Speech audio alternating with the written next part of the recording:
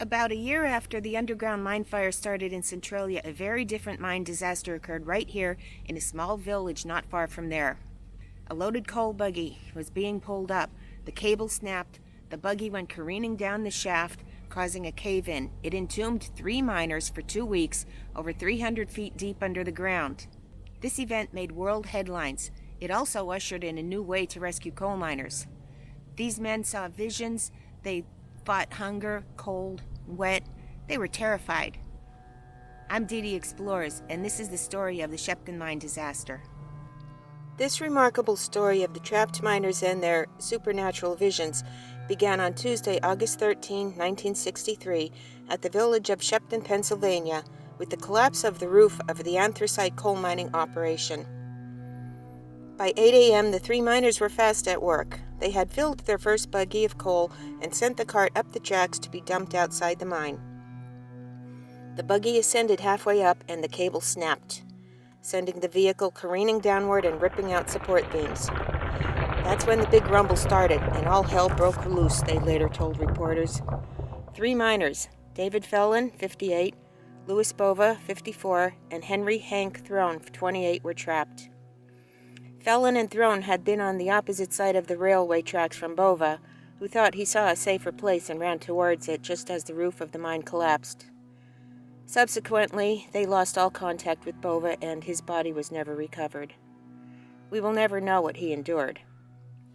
Shortly after arrival on the scene, the Secretary and the Deputy Secretary of Department were informed by Mr. Gibbons that the coal company had no funds to pay for the rescue operation. Department officials had a great moral responsibility but no legal authority for the expenditure of the funds. Lives were at stake, important decisions had to be made, and local public sentiment was very strong. Time did not permit a legal investigation before starting operations.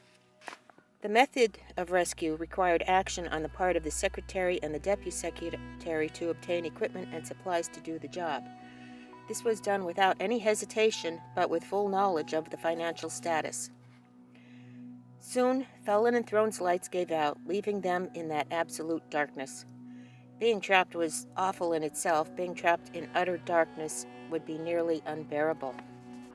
They were also cold, and they slept face to face with their arms around each other. They would sleep fitfully until again awakened by the cold.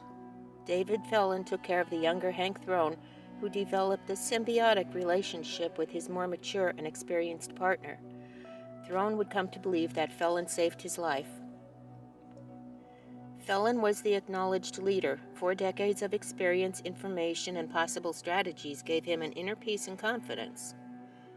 Fellon was steady as a rock, and Hank Throne recognized that, acknowledged that Fellon possessed more character and resilience than he could ever dream of. He knew that his only chance of survival was by following Fellon's lead. Attempts to rescue the miners had met with frustration for the first few days. Crews were unable to penetrate the shaft, the only entrance, because of the threat of additional cave-ins as well as the presence of poisonous gases. And when all hope seemed gone, Dave Fellon's brother Joe pled with officials at the local UMW that the buried miners might be located through a borehole. The UMW convinced state mining officials to give it a try, and they reluctantly agreed. Specialized drilling equipment was brought in. They began with 2 boreholes 6 inches wide and used them to determine if the men were still alive. This was the first kind of attempt in a mining rescue in the United States. Miners who had worked an 8-hour day came to the rescue scene and volunteered. Some helpers did not even leave the scene, but they ate and slept there to be on hand for all emergencies. Coal companies, drilling companies, and other companies sent their highly technically qualified officials free of charge to the scene to provide technical advice and help. Industrial companies from all over the country volunteered their equipment and supplies. Even schoolboys from the area helped to do many a job that had to be done. After 6 days, they were successful. Miraculously, the drill broke through the roof of the men's dark chamber. A member of the rescue crew cupped his mouth over the borehole, got as close as he could, and yelled, "Look for the light!" He thought he detected a voice. He yelled again, louder, "Look for the light! Look for the light!" Then he cupped his ear over the borehole and listened.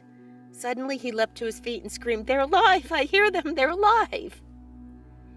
Within minutes, the astounding news spread like wildfire around the world. Years later, Felon said, "When the drill came through, it almost hit me on the head." The trapped men soon received water, food, and medication through the boreholes. A microphone was lowered, which permitted them to talk with family members. Now, an even bigger drill would be used to enlarge the small borehole.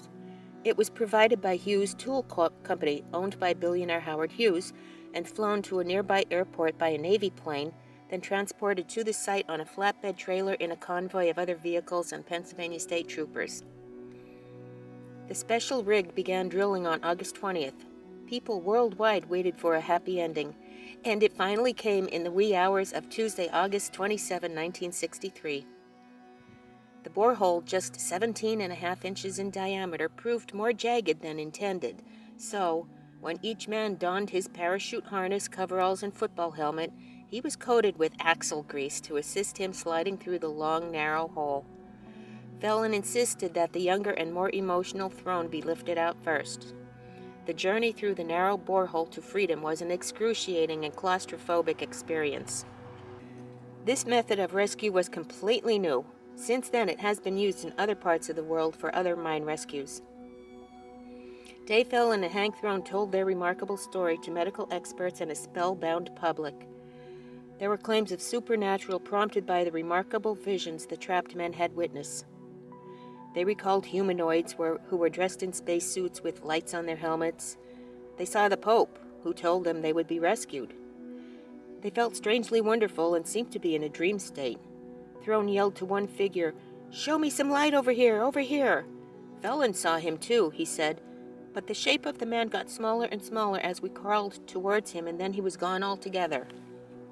Were these but an illusion, a stairwell never to be touched or walked upon?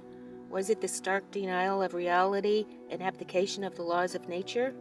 Were these revelations of a confabulation of a traumatized mind? Defeat, hopelessness, and fear can set in, turning into a phenomenon termed miner's psychosis, when reality gives way to mind-altering terror, and they were surely suffering from oxygen deprivation, which can cause hallucinations. They too, quote, were choked on polluted air unfit for human beings. The two men reportedly saw the same visions at the same time. Paranormal editor Dina West Budd concluded, "As both parties were interviewed separately, yet reported the same story, I tend to believe it was not a hallucination. Both men had independently corroborated the other's story. Government agencies of all types contributed ever so much to the rescue operation. If all labor, professional services, equipment, supplies, and other expenditures had to be paid for, it was estimated that the total cost of the rescue operation would be between $300,000 and $500,000. The total expenditure costs actually amounted to $61,000. Felon was 58 at the time, and he lived to age 74. Throne, at the time, was 28. He died at 63. Sadly, Louis Bova was never found. Rest in peace, Mr. Bova." Thank you for watching. I hope you enjoyed it. It's a sad shame that Mr. Bova was not able to make it out. But they did find a new way to rescue miners deep under the ground, which is great. And they have used it since then several times. It was successful. Okay, don't forget, hit that subscribe button and that notification bell. Hope to see you soon. Peace, baby.